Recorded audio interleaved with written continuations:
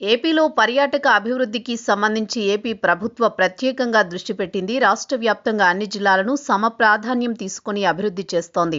ఇందుకు గాను రకరకాల పేర్లతో కార్యక్రమాలు రూపొందిస్తోంది. అందులో భాగంగా ఆవకాయ అమరావతి పేరుతో సంక్రాంతి వేడుకలు ఘనంగా జరపనుంది. విజయవాడ వేదికగా జరగనున్న ఈ వేడుకలను సీఎం చంద్రబాబు ప్రారంభించనున్నారు. ముఖ్యంగా విజయవాడలో పర్యాటక రంగానికి సంబంధించి భవానీ ద్వీపం, పున్నమి ఘాట్లు ఉన్నాయి. అయితే ఆ రెండు వేదికల వద్ద ఇప్పుడు పర్యాటక రంగానికి సంబంధించి చాలా కార్యక్రమాలు జరుగుతున్నాయి. ఆవకాయ అమరావతి సంక్రాంతిలో భాగంగా ప్రత్యేక ఫెస్టివల్గా నిలవనుంది. పర్యాటక రంగం అంటే ముందుగా గుర్తొచ్చేది విశాఖ. సువిశాల తీర ప్రాంతం ఈ నగర సొంతం.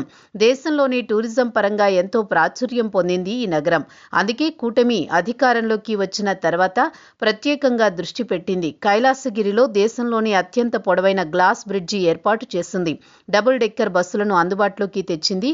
నగరంలో పర్యటించే పర్యాటకుల కోసం ఆర్టీసీలో రాయితీ ప్రయాణానికి సంబంధించి పాసులు కూడా ఇచ్చింది. దాదాపు విశాఖ తీర ప్రాంతంలో పర్యాటక అభివృద్ధికి అవసరమైన అన్ని చర్యలు తీసుకుంటోంది. మరోవైపు విశాఖతో పాటు మన్యం, తిరుపతిలో పర్యాటకుల కోసం అద్దె ఇళ్లను సైతం అందుబాటులో ఉంచింది. అయితే ఒక్క విశాఖలోనే కాదు, విజయవాడకు అధిక ప్రాధాన్యం ఇవ్వాలనుకుంటోంది ప్రభుత్వం. దానికి కారణం అమరావతికి దగ్గరగా ఉండడం, రాజధాని ప్రాంతం కావడంతో పర్యాటకానికి మరింత ప్రోత్సాహం అందించాలని చూస్తోంది. ముఖ్యంగా పున్నమి ఘాట్ను ప్రధాన పర్యాటక ప్రాంతంగా అభివృద్ధి చేయాలని భావిస్తోంది. భవానీ ద్వీపం సైతం ప్రత్యేక ఆకర్షణగా నిలుస్తోంది. విజయవాడ నగరానికి అయితే ప్రస్తుతం అమరావతిలో సైతం పర్యాటకానికి పెద్దపీట వేస్తోంది. సాధారణంగా ఉమ్మడి రాజధానిగా హైదరాబాద్ ఉండేటప్పుడు కేవలం రాజధాని పనుల నిమిత్తం వెళ్లేవారు కాదు.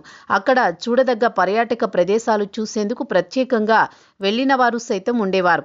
అందుకే ఇప్పుడు అమరావతితో పాటు విజయవాడను అదే కోవలో చూడబోతోంది. అందుకే విజయవాడ కేంద్రంగా ఇప్పుడు ఆవకాయ అమరావతి అనే పేరుతో భారీ ఫెస్టివల్ నిర్వహిస్తోంది.